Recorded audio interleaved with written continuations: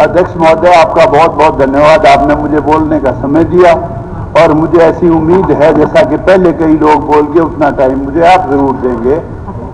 अध्यक्ष महोदय, मैंने जो पार्टी ज्वाइन की, बीजेपी जिन में ज्वाइन की थी, उसी दिन मैंने घोषणा की थी कि 50 सीट मिनिमम बीजेपी की आएंगी और नायब सैनी मुख्यमंत्री बनेगा, और यह भी कहा था 200% बनेगा। बात कुछ भी नहीं थी, बात तो सिंपल इतनी थी। मैंने यही बताना था कि एक तरफ मुकाबला बीजेपी का है और एक तरफ मुकाबला हुड्डा पार्टी का है, not Congress party, Hooda party. क्योंकि हमने इतना ही बताया था, एक जो कुमारी शैलजा थी जिसके पिताजी बहुत बड़े नेता थे, उसको खुद को टिकट नहीं दिया गया।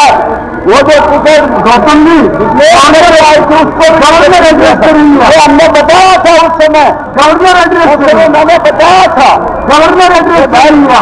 कंपेयर करना था, सिर्फ के मुकाबला था हरियाणा में किसी और पार्टी का नहीं था, मुकाबला था बीजेपी का और हुड्डा साहब का।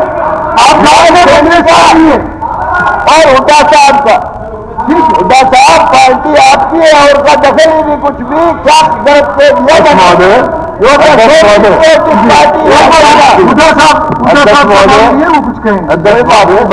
पंडित जी जो है रामघाट जी बड़े अच्छा आदमी, मेरे पुराने मित्र हैं, इनको बोल रहे जो कहते हैं, फिर बोल के माफी भी जल्दी मांग लेते हैं। मैं कहता तो मैंने बड़ी गलती करी जो उसके खिलाफ बोले, आप बोल रहे हो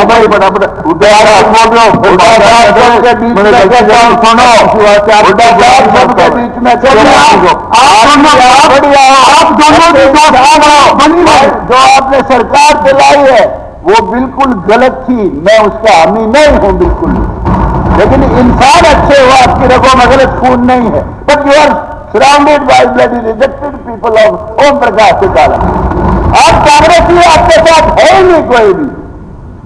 अध्यक्ष महोदय, ये सारे लोग सलाहकार हैं, अरे आप तो अलग हो यार, छोड़ दो। अध्यक्ष महोदय, माननीय सदस्यगण, मैं सदन की जानकारी के लिए बताना चाहता हूं कि ऋषिकुल विद्यापीठ सोनीपत के विद्यार्थी तथा स्टाफ आज सदन की कार्रवाई देखने के लिए दर्शक दीर्घा में उपस्थित थे।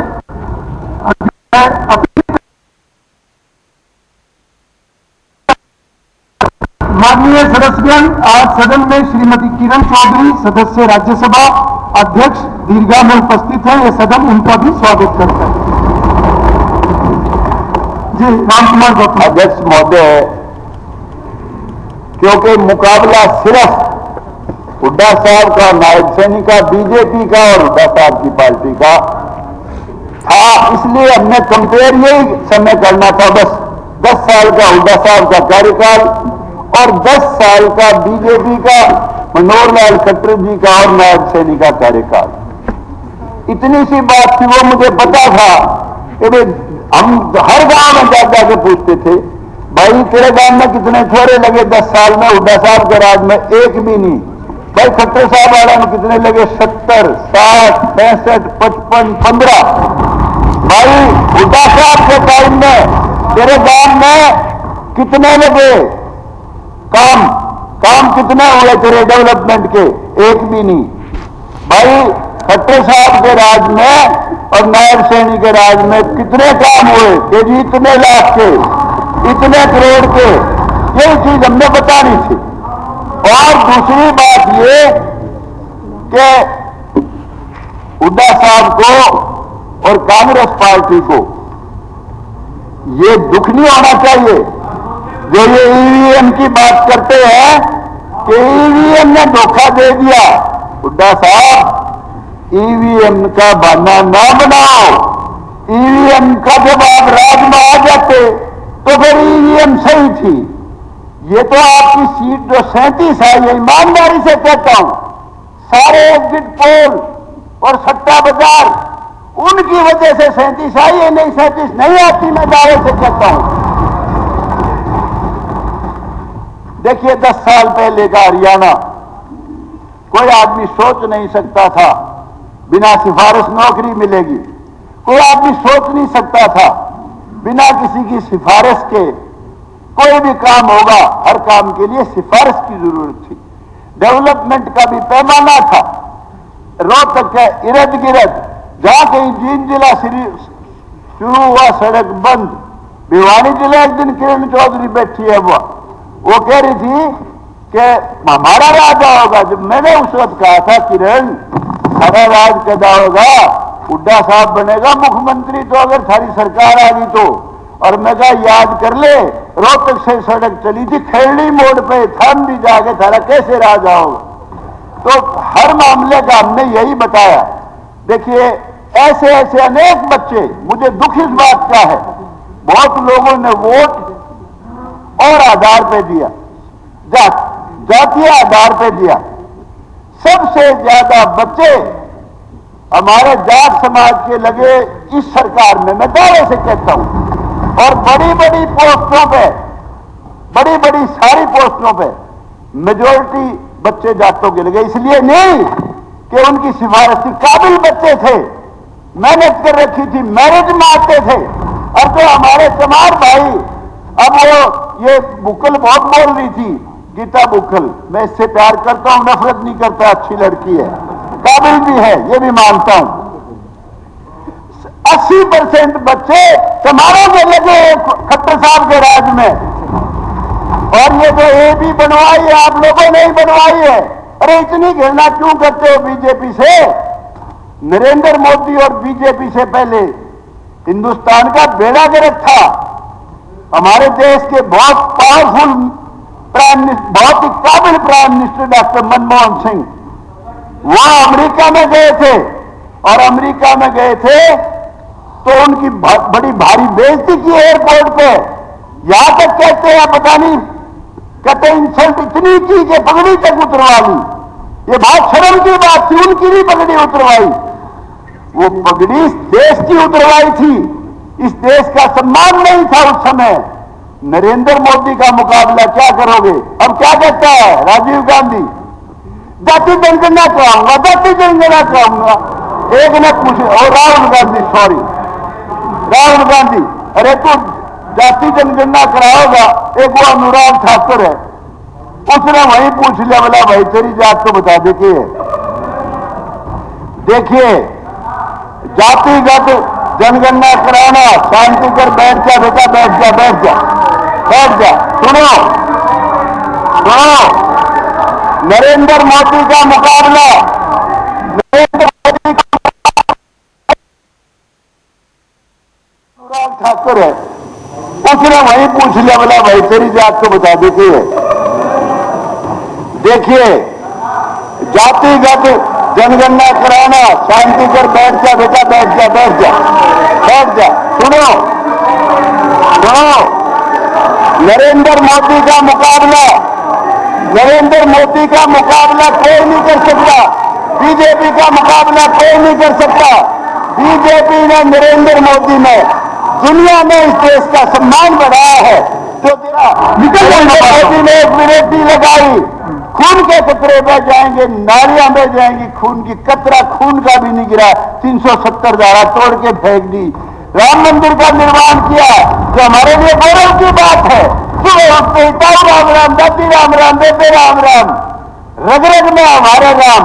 कांग्रेस वालों ने बयान दिया था उसे, वो जो आजकल इनकी पार्टी में पता नहीं आया नहीं आया, इनका वकील था कपिल सिब्बल, कि जी 10 साल फैसला ना होने दो इसका, बाबरी मस्जिद बनी रहने दो इसमें।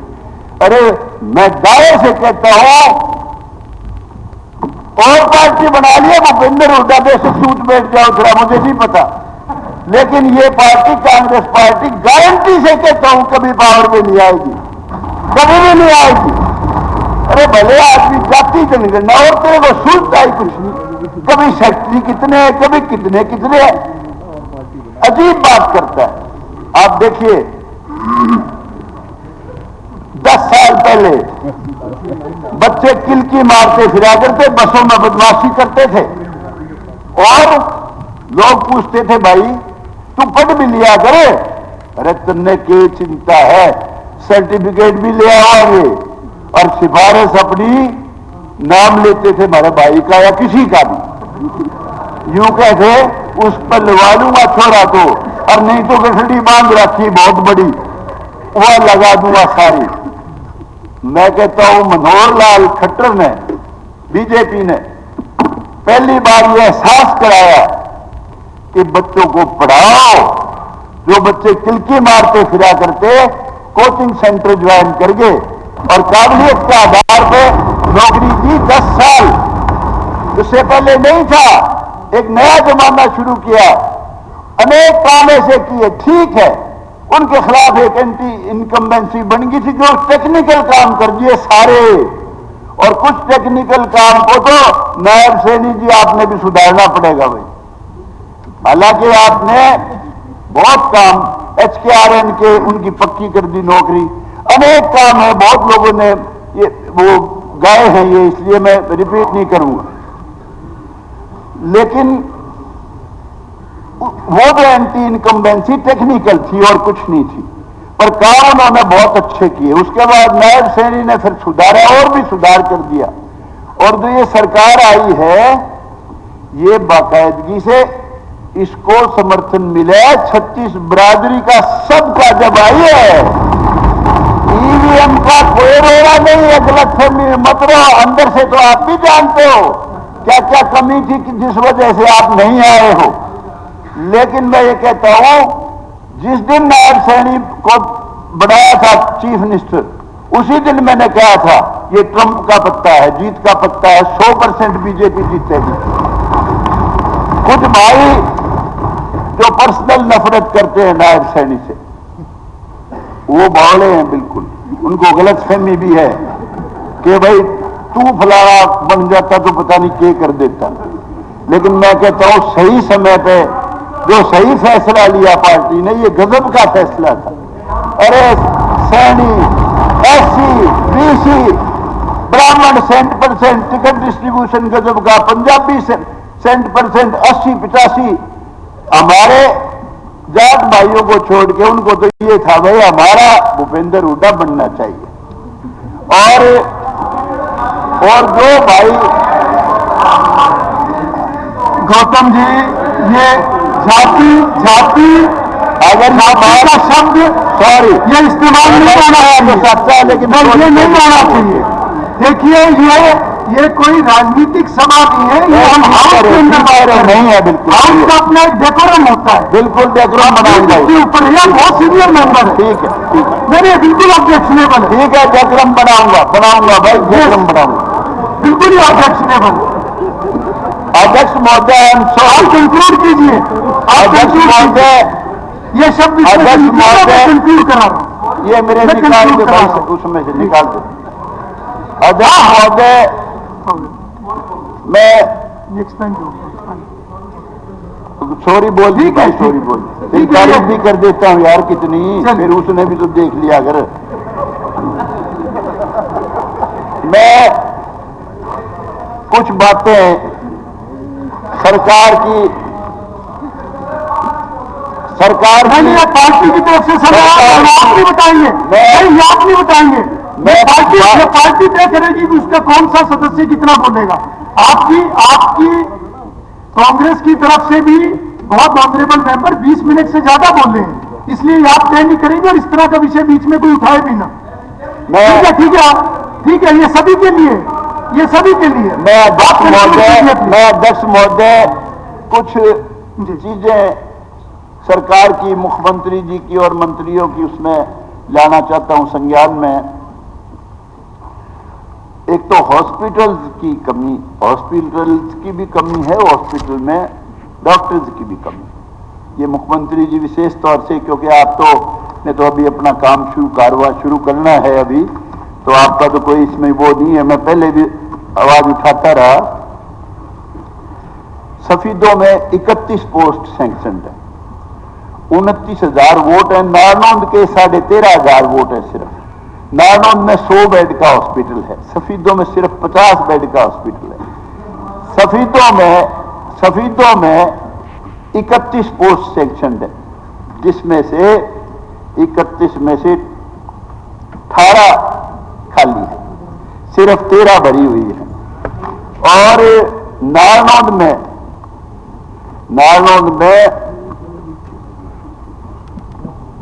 73 पोस्ट हैं सैंक्शन, सिर्फ 53 खाली है, 20 भरी हुई है। और नारनौंद सिविल हॉस्पिटल में 12 डॉक्टर हैं, 42 सैंक्शन पोस्ट है। और सफीदों में 7 सैंक्शनड है, मुआना में 7 सैंक्शनड है, सिर्फ 1 डॉक्टर है, सबसे बड़ा गांव है अपने जींद जिले का। इसी तरह कारोआ है, 1 डॉक्टर। नेक्सल में ये है कि 23 पोस्ट खाली है और 8 सिर्फ भरी हुई है। तो एक तो इस और विशेष ध्यान देना पड़ेगा। दूसरी बात, एक कॉलेज मंजूर किया हुआ है गर्ल्स का जामनी में, और उसकी बजट कहीं और ले गए। वो क्लास तो लगती हैं, लेकिन सीनियर सेकेंडरी स्कूल आप कंक्लूड कीजिए, आपका समय पूरा हो गया। एक सेकंड जी, बस जल्दी करूंगा, कोई बात, अभी जल्दी घंटी ना बजाइयो, 1 मिनट और लगे, कोई बात। तो इसमें यह है कि एक तो ये वो जामनी का जो कॉलेज है उसकी स्कूल में क्लास लगती है लड़कियों की, वो पिल्लू खेड़ा, तो वो 8 एकड़ जमीन बाकायदा सरकार के नाम है, वो कॉलेज जरूर बनवाना। और एक ये जो नारनौंद में 50 गांव को दिक्कत है, 25 गांव नारनौंद से उधर 12 की तरफ और 25 गांव खांडार पेटवाड़ की तरफ।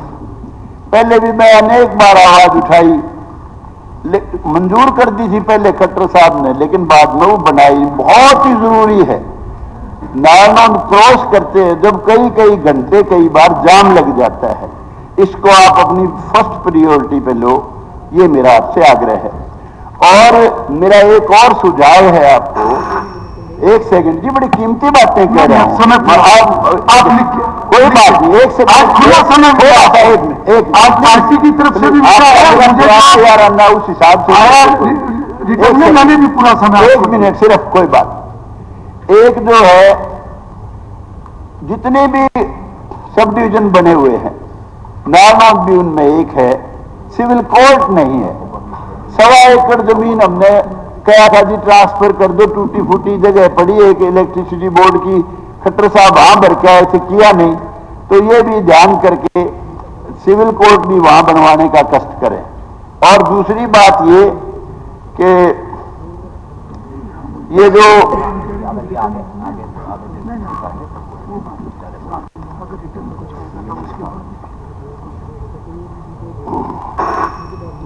एक सेकंड खत्म करता हूँ, एक सेकंड खत्म करता हूँ, खत्म कर दिया, 1 सेकंड बस, 1 सेकंड बस खत्म कर दिया।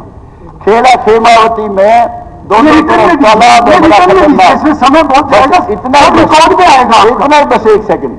वो दोनों के दोनों जो तरफ कई लोग भी मर लिए, वहां पानी बहुत खतरनाक पानी है, खेड़ा खेमावती के दोनों सड़क के तरफ, उसकी तरफ विशेष ध्यान दिया जाए। और सड़कें काफी हैं, ठीक हालत में नहीं है, दे दीजिए प्रकाश जी। 1 सेकंड जींद, 1 सेकंड, नहीं हो गया, धन्यवाद। जींद से अब कुछ रिकॉर्ड में नहीं आएगा, धन्यवाद अध्यक्ष जी। जी अध्यक्ष जी, एक मुख्यमंत्री जी खड़े हैं, 2 मिनट। अध्यक्ष जी, सदन में कल से कुछ माननीय सदस्यों ने चुनाव प्रक्रिया संबंधी कुछ क्वेश्चन उठाए हैं। मेरा आग्रह है माननीय अध्यक्ष जी आपसे, किस तरह के क्वेश्चन हाउस में ना उठें, इससे हमें बचना चाहिए, मेरा आग्रह है सबको इसके बारे में। देखिए माननीय सदस्यगण, माननीय मुख्यमंत्री जी, मैंने भी इस विषय को मौखिक तौर पर देखा है, सुना है हमने।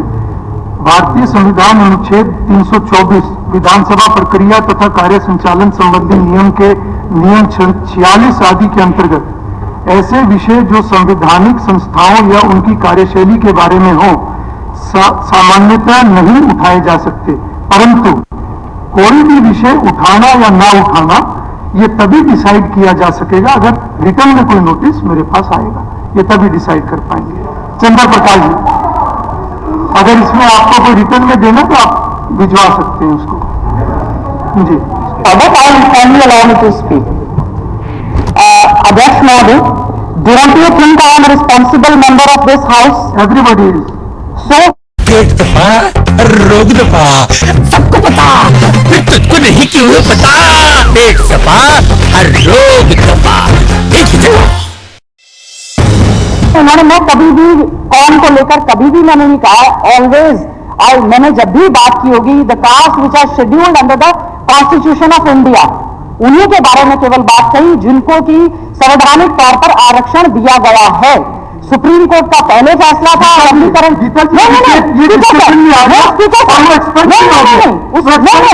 नहीं स्पीकर साहब, देखिए ऐसा क्या हमारा अधिकार नहीं है? अगर हम, देखिए मैंने कभी नहीं कहा कि जाति से हैं, अगर हम चमार जाति से हैं, पढ़ लिख रहे हैं, पढ़ लिख कर आ रहे हैं, तो हम अपने आप को सुरक्षित नहीं समझती कि ऐसे जो social justice and empowerment minister बनाए हैं जो केवल एक कास्ट और वर्गीकरण की बात करते हैं, हम लोग अपने आप को अनसेफ फील करेंगे कि they will definitely do injustice with us. ठीक है, ये वो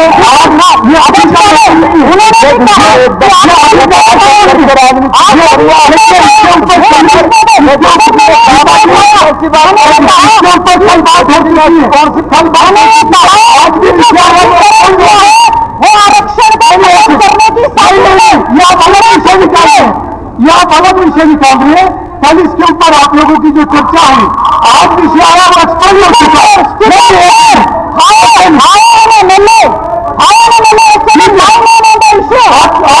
आपने अपनी बात रखी है, आपने अपनी बात रखी है, ठीक है। चंद्र प्रकाश जी, चंद्र प्रकाश जी आप अपनी बात रखिए, ठीक है, ठीक है। महिपाल जी, महिपाल जी, महिपाल जी, मैं कुछ देखिए, गीता जी की सारी बात हो चुकी है और कुछ भी रिकॉर्ड भी नहीं होगा। नहीं, ऐसे कुछ भी रिकॉर्ड भी नहीं होगा। नहीं, वो हो गया, विषय हो गया। देखिए बार विषय नहीं उठाया जा सकता। जो विषय एक बार चर्चा में आ जाए वो रिकॉर्ड में भी नहीं जाएगा। नहीं, ये हाउस, आप हाउस को ठीक से नहीं चलने दे रहे हैं, ऐसे ये ठीक नहीं है। नहीं, मैं आपको अलाउ नहीं करूंगा ऐसे। नो, नहीं, ठीक है, आपने अपनी बात रखी है। That's it. आप चंद्र प्रकाश जी आप अपनी बात रखिए। धन्यवाद अध्यक्ष जी। रामकुमार जी आप बैठिए प्लीज, आप बैठिए अभी। नहीं, अभी आप नहीं बोलेंगे उस पर, आप प्लीज बैठिए, आप तुरंत बैठिए, ठीक है, ठीक है। मंत्री जी, धन्यवाद अध्यक्ष। इससे संबंधित नहीं, वो विषय भी था तो पॉइंट ऑफ ऑर्डर नहीं आएगा, वो विषय नहीं है, होगी बात उसके ऊपर, ठीक है। और वो पहले चर्चा में आ चुका है, मगर उसको हम अभी कंटिन्यू नहीं करेंगे। एक मिनट, पार्लियामेंट्री अफेयर मिनिस्टर है, एक मिनट रुकिए। पार्लियामेंट्री अफेयर मिनिस्टर, मेरा निवेदन है कि जो विषय है ही नहीं, जबरदस्ती उसको विषय बना के और समाज को बंटवारे की ओर लेके जाने वाली गलत बातें नहीं करनी चाहिए। और बाकायदा नाम कोट करके किसी मिनिस्टर का बोलना, आप क्या साबित करना चाह रहे हैं? ठीक है, आप बिल्कुल, और ये इस तरह का मेरा ये निवेदन है आपके माध्यम से। चंद्र प्रकाश जी, चलिए। धन्यवाद अध्यक्ष जी। सबसे पहले बैठिए, मैं आपका धन्यवाद करता हूं।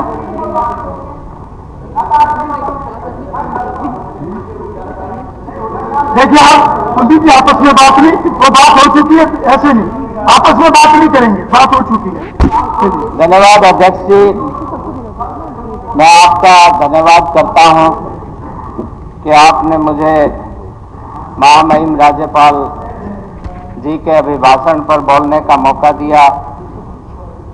अभिभाषण में सरकार की बहुत सी उपलब्धियों के बारे में कहा गया, लेकिन धरातल पे अगर हम जाकर के देखें तो परिस्थितियां बिल्कुल विभिन्न प्रकार की हैं। चाहे कानून व्यवस्था की बात करें, चाहे ग्रामीण और शहरी विकास की बात करें, रोजगार की बात करें, महंगाई की बात करें, अनुसूचित एवं पिछड़े वर्ग के लोगों के हित की बात करें, जो अभिभाषण मैंने पढ़ा तो उसमें कानून व्यवस्था किस तरह की प्रांत में है, कोई चर्चा उसमें कहीं कुछ नहीं लिखा गया, जबकि हर रोज चोरी और डकैती की वारदात होती रहती है और माहौल इतना अच्छा नहीं है जितना इसमें दर्शाया गया है। मैं आदमपुर हलके से आता हूं। आदमपुर और नलवा पहले एक पुराना आदमपुर हलका होता था। वहां की हलके की बात मैं रखूंगा क्योंकि माननीय सदस्य, क्योंकि मैं तो नया हूं और जिस तरह की चर्चा और जिस तरह की शुरुआत की होनी तो चाहिए हलके के विकास की या हलके की कमियों की बात या अभिभाषण पे चर्चा। आदमपुर हलके के अंदर जिसका कभी नाम होता था आज पूरी तरह से पिछड़ा हुआ है। आदमपुर नगर की बात करें, ग्रामीण इलाकों की बात करें, सड़कें टूटी हुई हैं, शहर में पीने को पानी उपलब्ध नहीं है, वहाँ पे एक लाइन पार एरिया है, वहाँ पानी बिल्कुल नहीं जाता है, सीवरेज की व्यवस्था पूरी तरह से खत्म हो चुकी है और हमारे हिसार बगला गुरसाल रोड एक है वो टूटा पड़ा है, मेन रोड है जो कि उस इलाके को कनेक्ट करता है। उसी तरह से अग्रोहा से आदमपुर रोड जाती है जो कनेक्ट करती है। काम तो शुरू हुआ है लेकिन काफी लंबा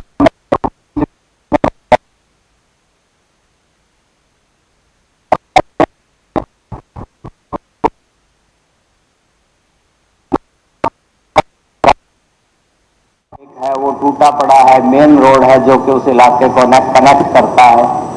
उसी तरह से अग्रोहा से आदमपुर रोड जाती है जो कनेक्ट करती है, लेकिन काफी लंबे से वो बीच बीच में बंद रहता है। आदमपुर शहर में एक उपमंडल नागरिक अस्पताल भी है जिसके 50 बेड का है। वहां की स्थिति भी कोई अच्छी नहीं है, ना अल्ट्रासाउंड मशीन है, ना रेडियोलॉजिस्ट है, ना डॉक्टर जो होने चाहिए, क्योंकि उस हॉस्पिटल की जो ओपीडी की बालसमंद, डोबी, न्योली और चूली गांव में है, वहां स्टाफ बिल्कुल नहीं है, रात को कोई स्टाफ नहीं होता। तो अध्यक्ष जी, मैं आपके माध्यम से सरकार से अनुरोध करना चाहूंगा कि ये जो कमियां हैं इनको दूर किया जाए ताकि लोगों को परेशानी का सामना ना करना पड़े। 2 दिन से चर्चा में किसानों के हित की बात की गई, अभिभाषण में भी चर्चा हुई है, लेकिन आज धरातल पे जो परिस्थितियां वो बिल्कुल भिन्न हैं। डीएपी खाद मिल नहीं रही, जगह जगह लोग लाइनों में खड़े हैं। किसानों की फसलों की खरीद की बात है। बालसमंद जो राजस्थान के साथ लगता हुआ इलाका है, वहां पे मूंग की फसल होती है और जो इसका एमएसपी का रेट निर्धारित किया गया है उस पे अब तक मूंग की फसल की खरीद नहीं हुई है।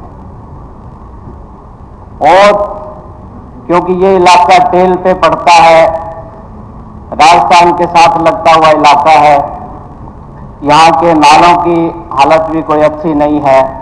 बालसमंद माइनर है, दूसरे हमारा कबीर माइनर है। तो इस तरह की हमारी ये कई बातें हैं। इनसे मेरा अनुरोध है कि ये इन सभी सुविधाओं का सरकार के माध्यम से इनको ठीक करवाया जाए। SKRM के बारे में चर्चा हुई, 1 लाख से ज्यादा नौकरियों की बात हुई, लेकिन मैं सरकार से आपके माध्यम से पूछना चाहता हूं कि जो अनुसूचित वर्ग को, पिछड़े वर्ग को हमारे हैंडीकैप और स्पोर्ट्स कोटा में जो आरक्षण दिया गया है उसकी क्या स्थिति है।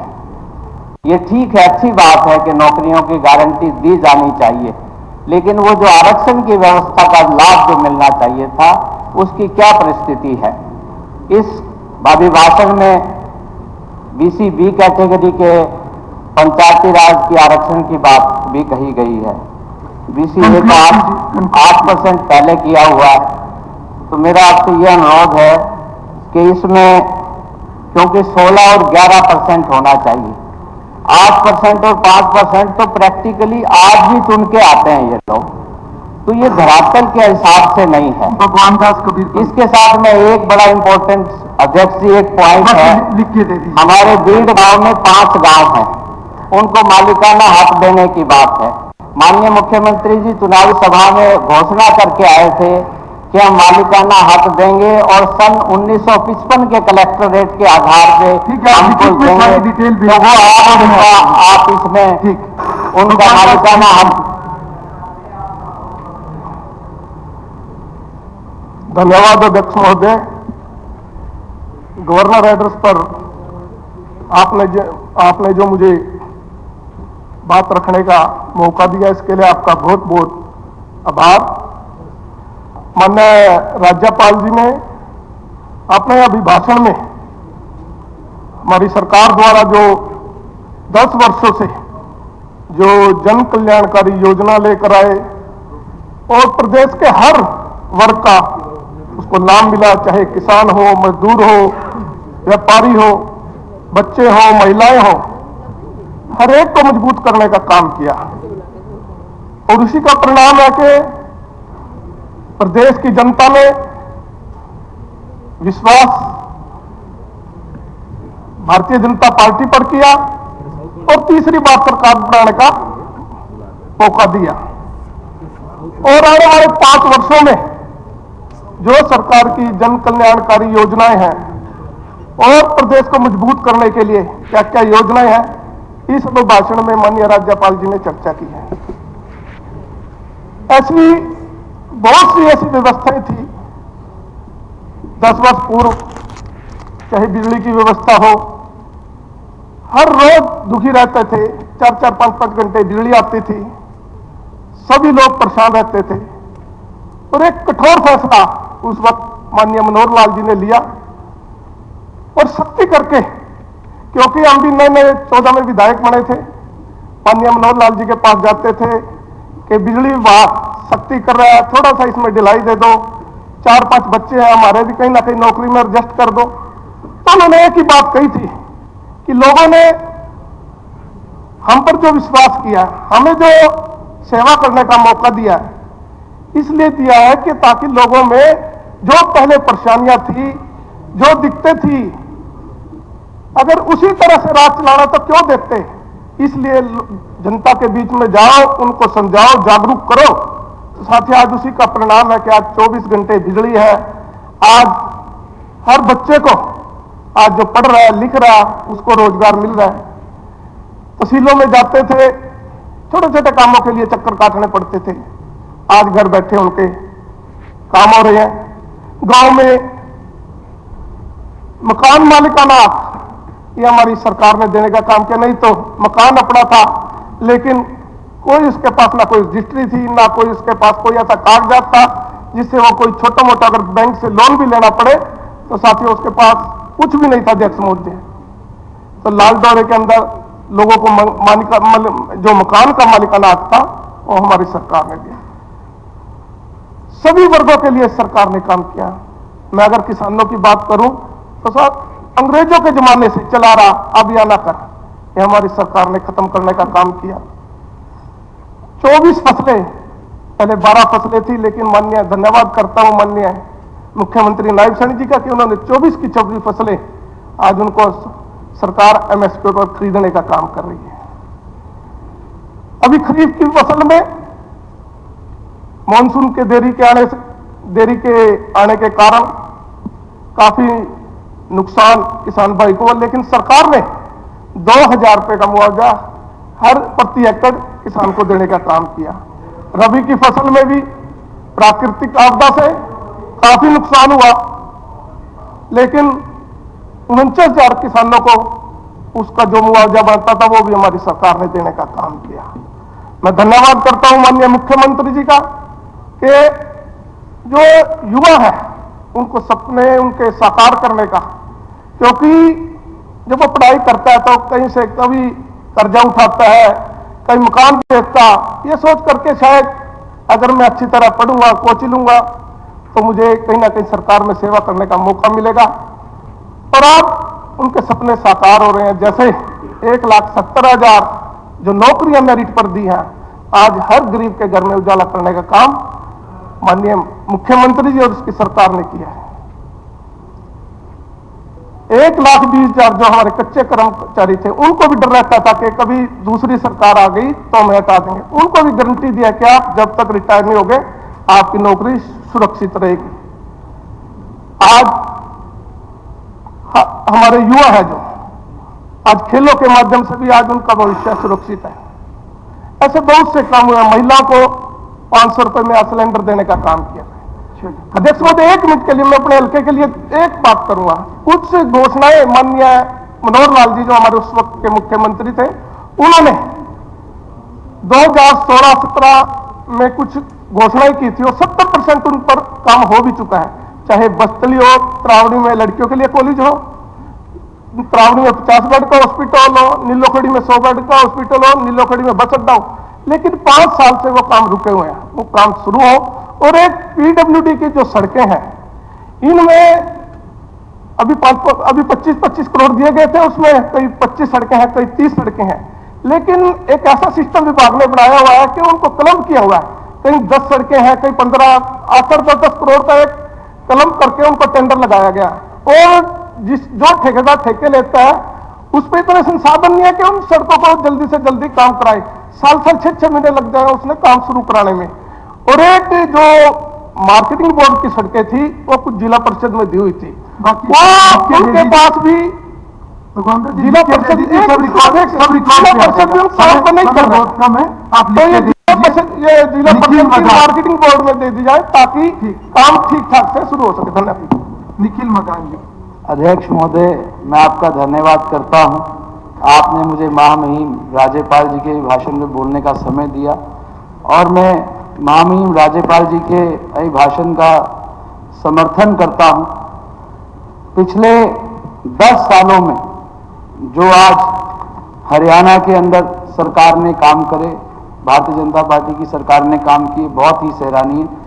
और मैं धन्यवाद करता हूं सोनीपत की देवतुल्य जनता का, जिन्होंने आशीर्वाद देकर मुझे विधानसभा तक भेजा।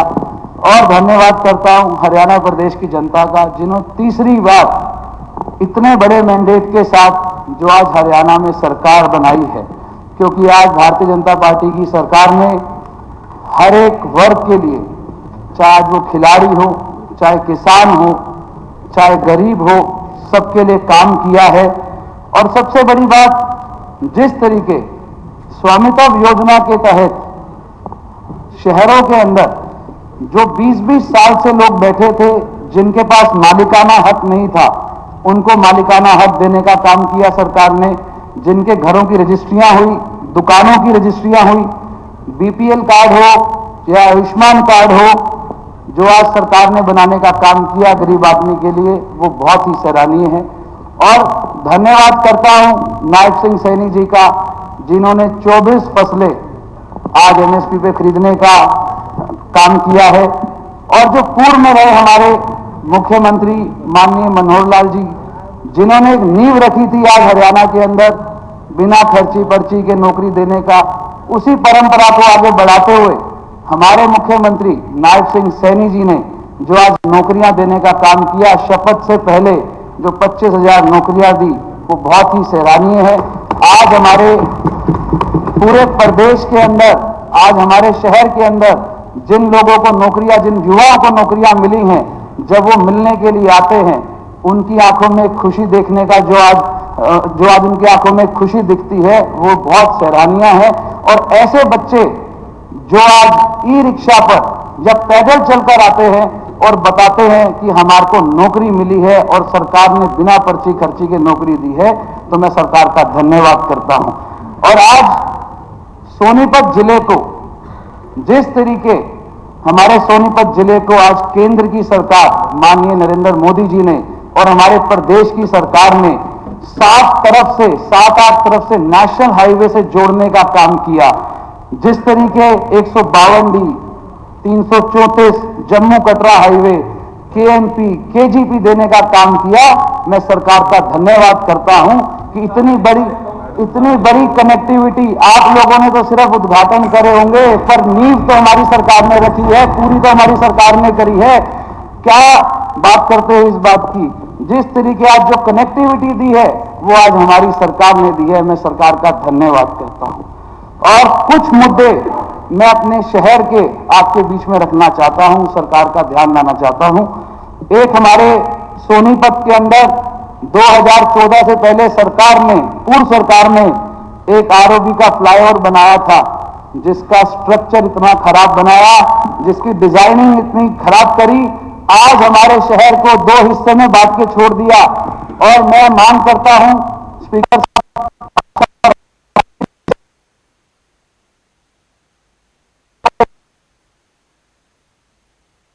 2014 से पहले पूर्व सरकार ने एक ROB का फ्लाईओवर बनाया था, जिसका स्ट्रक्चर इतना खराब बनाया, जिसकी डिजाइनिंग इतनी खराब करी। आपने स्टेटमेंट दी कि इस फ्लाईओवर को हम दोबारा नहीं बना सकते। ऐसी कोई चीज नहीं जो दोबारा नहीं बन सकती है, रीडिजाइन नहीं हो सकती, तो इसकी रीडिजाइनिंग दोबारा कराई जाए। हमारा शहर दिल्ली के सबसे नजदीक है, और दिल्ली के सबसे नजदीक होते हुए मैं एक मेट्रो की और रैपिड ट्रेन की मांग करता हूं, जिसके ऊपर केंद्रीय सरकार काम कर रही है, और जितना तेजी से हो जाए तो सोनीपत के लोगों को सुविधा मिलेगी। रोज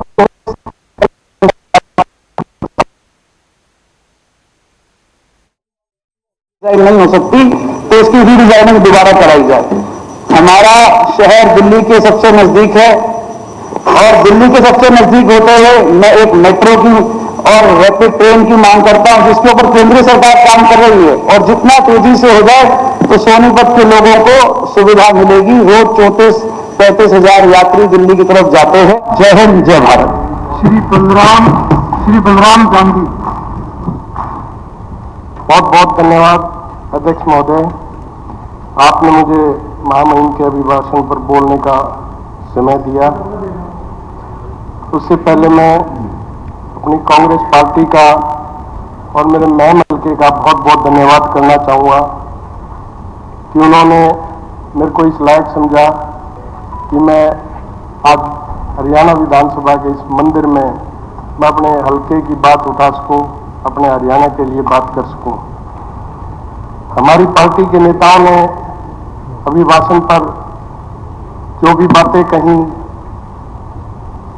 अभिभाषण के जितने भी दोष गिनाए, उन्होंने काम हुए ना हुए वो सारे गिनाए, मैं भी उनसे सहमत हूं।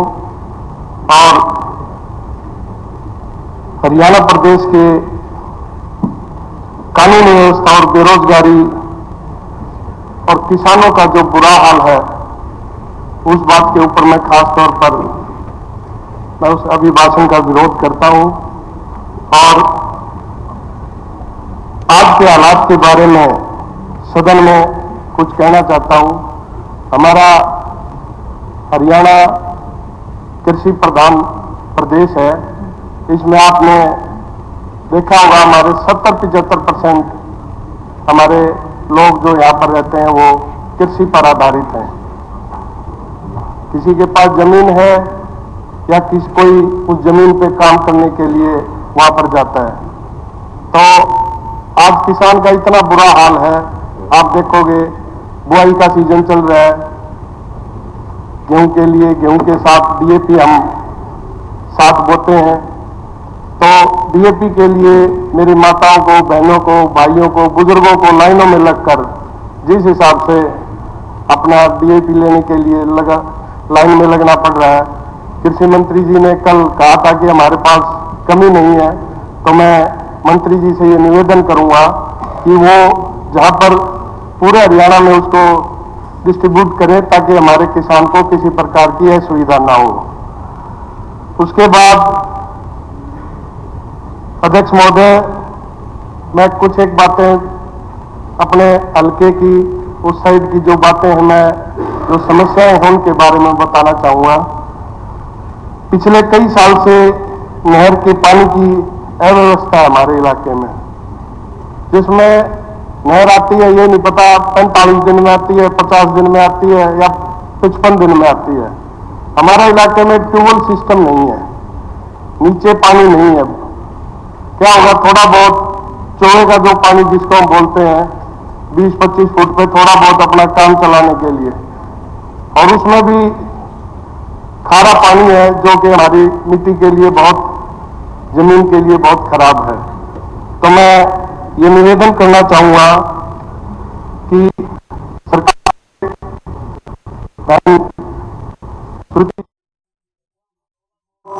चोए का जो पानी जिसको हम बोलते हैं 20-25 फुट पे है, उन्हीं नहरों से पानी होके जाता है।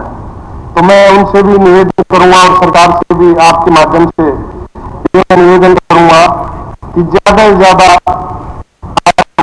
ले जाया जाए, कम से कम 2 हफ्ते टाइम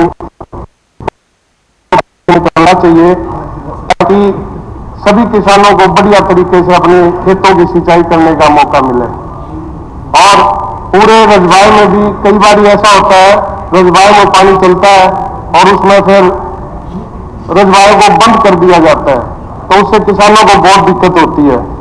और उसके साथ साथ 3-4 सिर्फ 1 मिनट में सर मैं खत्म करना चाहूंगा। लिखित में भी हमारे 16 माइनर की जो टेल है वो सिर्फ आप अगर 40 एकड़ आगे बढ़ा दी जाए तो हमारे 4-5 गांव का बहुत बढ़िया तरीके से हजारों एकड़ जमीन की सिंचाई हो सकती है। तो हमारे मोखरा माइनर जो कि एक बहुत बड़ा गांव है, वो मोखरा माइनर जाता है, उसकी कैपेसिटी बढ़ाई जाए। अगर उसके ऊपर 3-4 ईंटें लगा के हम उसकी कैपेसिटी बढ़ा देंगे तो हजारों एकड़ जमीन में हमारे को फायदा मिलेगा। मैम का खास तौर पर, मैं बहन जी चली गई स्वास्थ्य मंत्री हमारी, मैम का जनरल हॉस्पिटल इतना बुरा हाल है, वो सिर्फ और सिर्फ कि पीजीआई को रेफर करने के लिए ही उसका काम आता है। तो मैं निवेदन करूंगा आपके माध्यम से अध्यक्ष जी कि उसमें बढ़िया तरीके से, उसकी बिल्डिंग जर्जर हो चुकी है, उसको बनाया जाए और उसमें बढ़िया तरीके से डॉक्टर सारी उपलब्धि की जाए।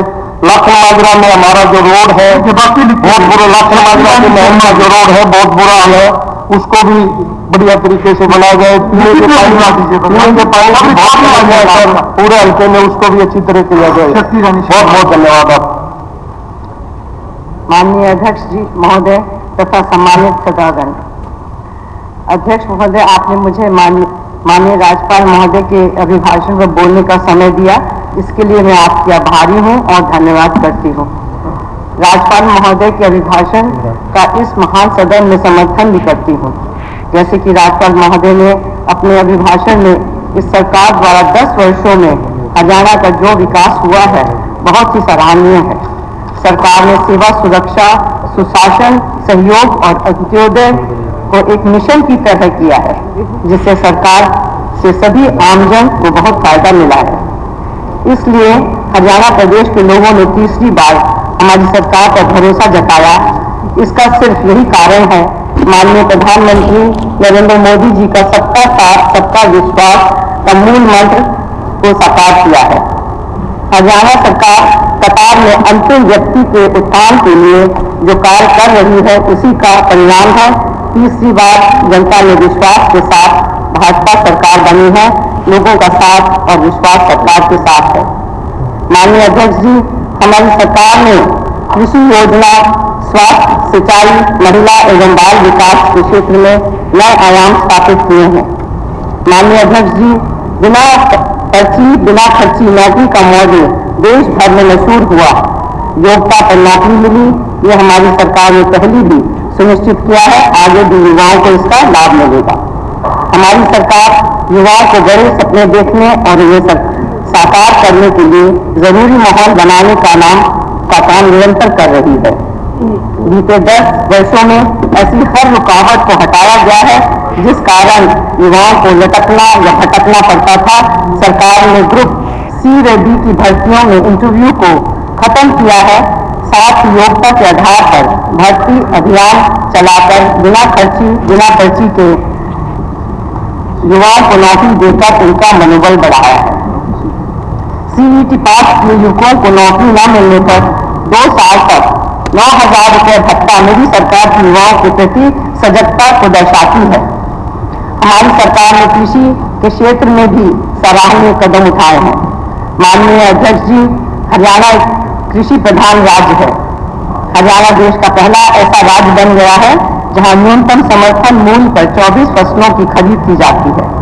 मैं माननीय मुख्यमंत्री जी का धन्यवाद करती हूं कि किसानों को सीधा लाभ पहुंचाने के लिए ई खाद पोर्टल के माध्यम से 12 लाख किसानों के खातों में एमएसपी पर फसल खरीद के 1,24,000 करोड़ रुपए डाले हैं।